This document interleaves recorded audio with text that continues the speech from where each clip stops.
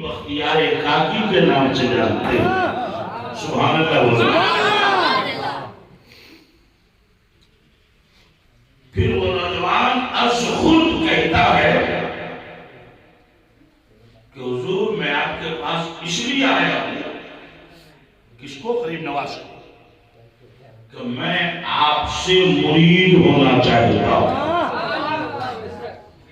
اور اس وقت تک غریب نواز نے کسی کو مرید نہیں بنایا پہلا. جی. تو غریب نواز فرماتے ہیں کہ دیکھو بابو، میں نے ابھی تک کسی کو مرید نہیں کیا ہے. تم آج واپس جاؤ، میں سوچوں گا اس معاملے میں. کل آنا، پھر دیکھا جائے گا خدا کو کیا ہونا. اس لیے کہ پیر بننا کوئی معمولی بات نہیں.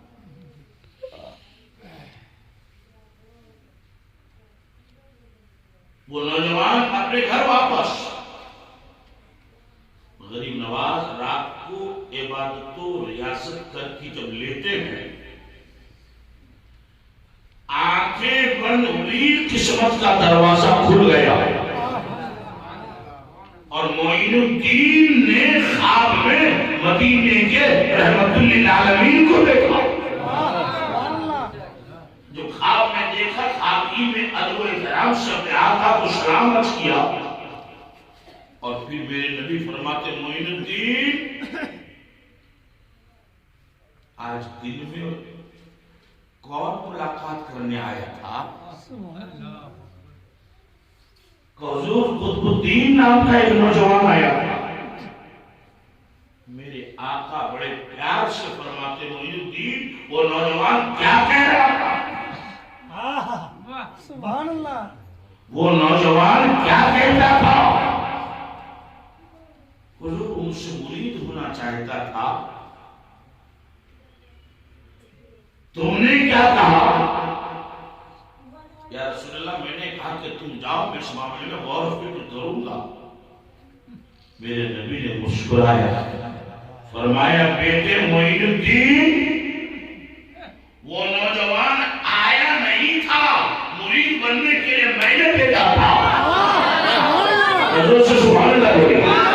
اور واپس سے کہتے ہیں یا رسول اللہ، معین الدین اسے مرید ہونے کے لیے میں نے بھیجا تھا، اس لیے کہ میں نے تمہیں جس مشن میں بھیجا ہے اس مشن کا تمہارا ایک طرح سے وزیر اعظم کا کام وہی نوجوان کرے گا. یہی وہ نوجوان ہے جن کو ہم آج دلی میں قطب الدین بختیار کاکی کے نام سے جانتے ہیں. اگر آپ نے محترم اب قطب الدین بختیار کاکی کو پہلا مرید بنایا، خلافت عطا فرمایا، اور وہاں سے پھر آگے چلتے رہے. ایک ایسی جگہ بیٹھے کہ بہت سے ولیوں سے ملاقات ہو رہی، جس میں سے حضرت شیخ شہاب الدین سہروردی بھی تھے، بزرگان دین بھی تھے. اتنے میں دیکھا ایک چھوٹا سا بچہ 9 سال کا، وہ تیر لے کر کے کھیل کود کر رہا ہے. حضرات توجہ فرمائیں. تو بیٹھے بیٹھے غریب نواز نے فرمایا، بولے غریب نواز نے فرمایا شہاب الدین سہروردی. بیٹھے بیٹھے شہاب الدین تو کہا ہاں بھائی مجھے کیا بات ہے؟ بولی.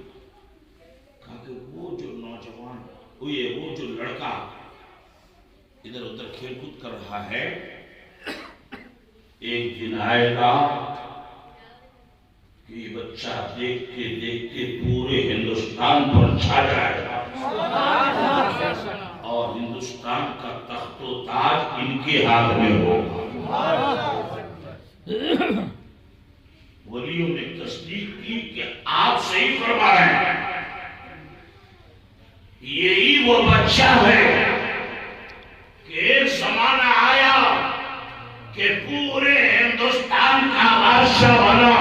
اسی بچے کا نام بادشاہ شمس الدین التمش ہے. شمس الدین التمش. بادشاہ تھا لیکن وہ مرید بنا قطبالدین بختیار کاکی تھا. المختصر شارٹ کٹ ہندوستان آنے کے بعد لاہور کے راستے سے غریب نواز آئے. وہاں ایک بزرگ پہلے سے تھے حضرت داتا گنج بخش رحمت اللہ علیہ. ان کے مزار پر غریب نواز نے 40 دن کا چندہ کیا. پھر جب اجمیر تشریف لائے تو ڈائریکٹ گوایا دلی اور کچھ دنوں کے بعد غریب نواز نے فرمایا بیٹا قطب الدین تم دین کی تبلیغ دلی میں کرو اور میں دین کی تبلیغ اجمیر میں کرتا ہوں. کس شان سے غریب نواز نے دین کی تبلیغ کی. حضور خطیب اعظم عالم اسلام غازی ملت سید محمد ہاشمی میاں صاحب قبلہ مقدس العالی و نورانی فرماتے ہیں کہ ہر ولی اپنے اپنے حساب سے بہت ہے. ہر ولی کے کمالات الگ الگ ہیں لیکن غیروں کو کلمہ پڑھا کر دین میں داخل کرنا اس کام میں غریب نواز بے مثال ہے. اس میں بے مثال ہے. اتنے غیر مسلموں کو کسی نے کلمہ نہیں پڑھا سکا جتنا کہ غریب نواز نے پڑھا. کبھی کبھی ایک ایک دن میں 10-10 ہزار آدمی آپ کا چہرہ دیکھ کر کلمہ پڑھ لیتا.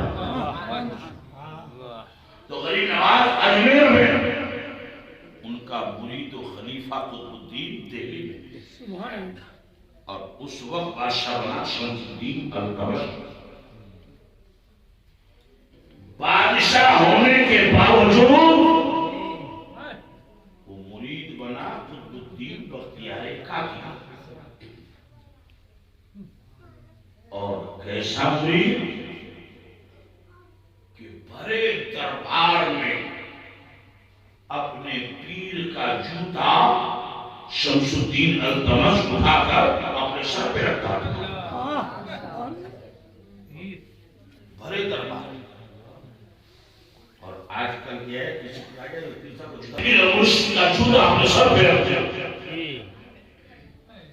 مگر برا ہو حسد جلن والا برا ہو حسد کرنے والا جلنے والا شروع سے آ رہا. بے شک کچھ مولویوں نے سوچا کہ بھئی یہ اتنے بڑے ہو گئے کہ بادشاہ ان کا جوتا سر پہ رکھتا ہے. ایسا کام کرو کہ ان کو چہرہ دکھانا مشکل ہوگا. ایک بازاری عورت چمڑا بیچنے والی کیا بولتے ہیں اس کو چمڑا چور اس کو تیار کیا کہ تمہارے پیٹ میں جو بچہ ہے تم بھرے مجمع میں صرف اتنا کہہ دینا کہ قطب الدین بختیار کاکی کی کالی کرتوت سے میرے پیٹ میں یہ بچہ پل رہا اور پھر تمہیں منہ مانگا انعام اور تمہاری موت تک تمہیں کوئی ٹینشن نہیں. بادشاہ بڑے بڑے لوگ موجود ہیں. قطب الدین بختیار کاکی تخت شاہی پر بیٹھے بغل میں بادشاہ پلاننگ کے مطابق کچھ لوگ اس عورت کو لے کے آئے. عورت کہنے لگی بادشاہ سلامت ذل الہی انصاف انصاف انصاف.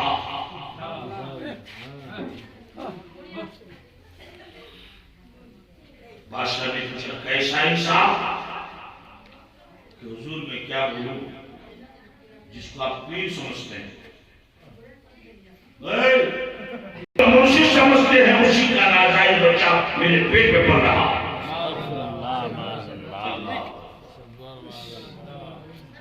قطب الدین بختیار کاکی اور اتنا گندا گھنونا الزام شرم سے منہ پر اٹھے گا ایسے ماحول؟